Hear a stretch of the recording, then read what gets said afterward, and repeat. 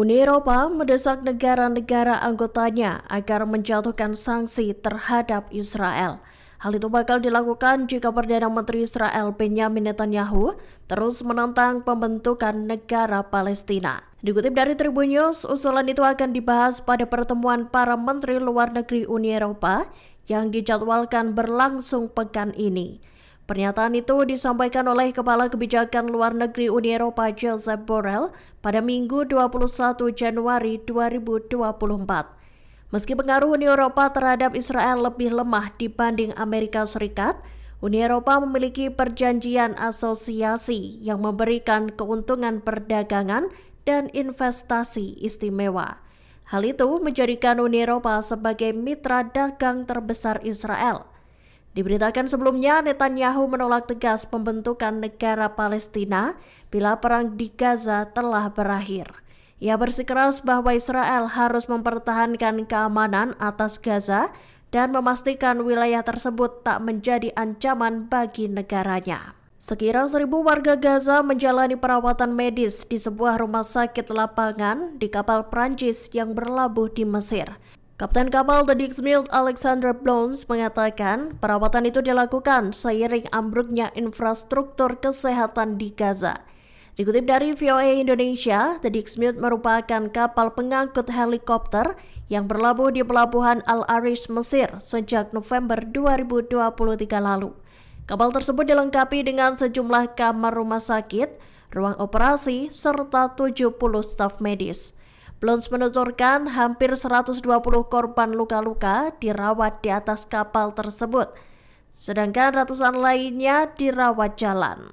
Seperti diketahui, fasilitas medis di Gaza kini mulai lumpuh. Pasalnya, sebagian besar dari 36 rumah sakit di Gaza tak lagi berfungsi.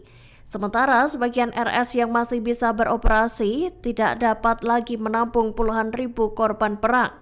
Rumah sakit di Gaza menjadi target pasukan Zionis lantaran mereka mengklaim bahwa militan Hamas bermarkas di bawahnya.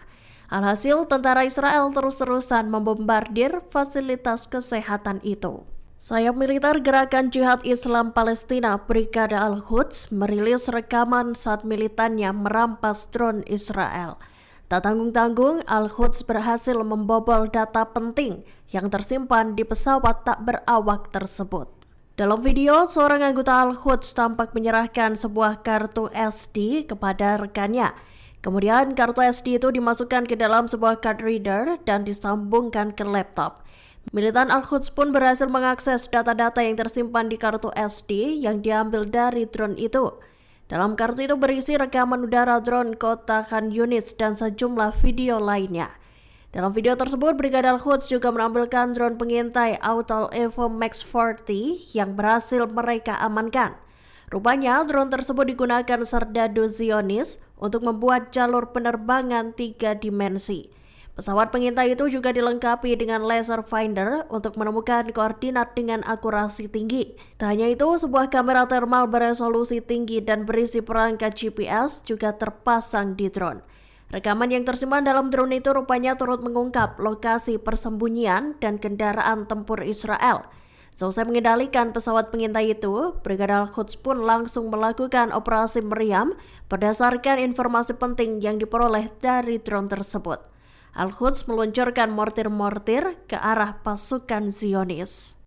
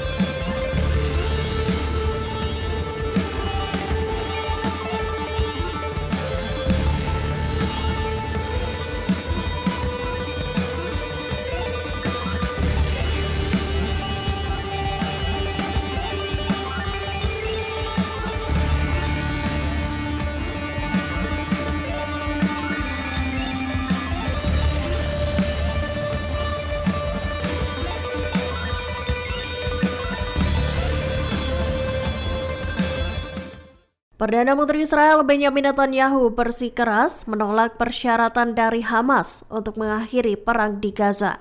Penolakan itu terjadi pada Minggu 21 Januari 2024. Dikutip dari Reuters, Netanyahu langsung menolak syarat itu lantaran Hamas menuntut agar Israel menarik pasukannya dari jalur Gaza. Selain itu, militan Palestina tersebut juga meminta agar semua sandera yang ditahan Israel dipulangkan. Saat pesawat-pesawat tempur Zionis menghujani Khan Yunis, pejabat senior Hamas Sami Abu Zuhri menyatakan penolakan itu berarti tak ada lagi peluang kembalinya para tawanan Israel. Sebagai informasi, akhir November 2023 lalu, lebih dari 100 sandera yang ditawan di Gaza dipulangkan. Hal itu sebagai imbalan atas pembebasan 240 orang Palestina yang ditahan di penjara-penjara Israel. Sejak saat itu, Netanyahu terus ditekan untuk membebaskan 136 sandera yang masih ditahan di Gaza.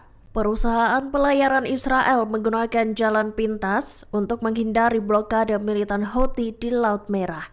Seperti diketahui, Houthi terus menyerang kapal-kapal yang terafiliasi dengan Israel. Sejumlah perusahaan Israel menggunakan jalur lain melalui 3 negara Arab, yakni Arab Saudi, Bahrain, dan Yordania.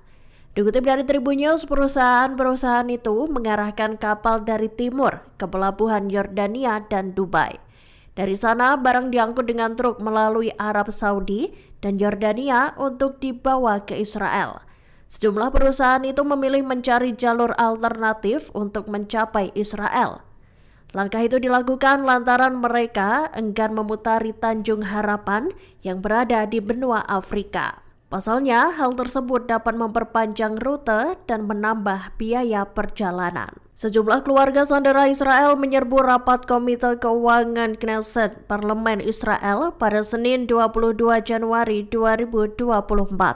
Kurang lebih ada 20 orang yang tergabung dalam forum sandera dan keluarga hilang yang menerobos ke rapat tersebut. Mereka masuk sambil membawa foto para sandera yang ditawan di Gaza. Dikutip dari Tribun News, keluarga para sandera itu menyebut bahwa kabinet bertanggung jawab atas nyawa para tawanan.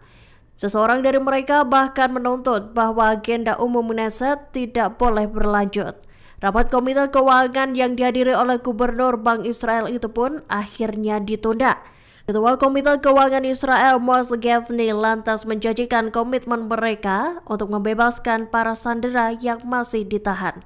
Selain keluarga yang menerobos rapat Knesset, beberapa dari mereka ada yang mendirikan tenda di luar rumah Benyamin Netanyahu.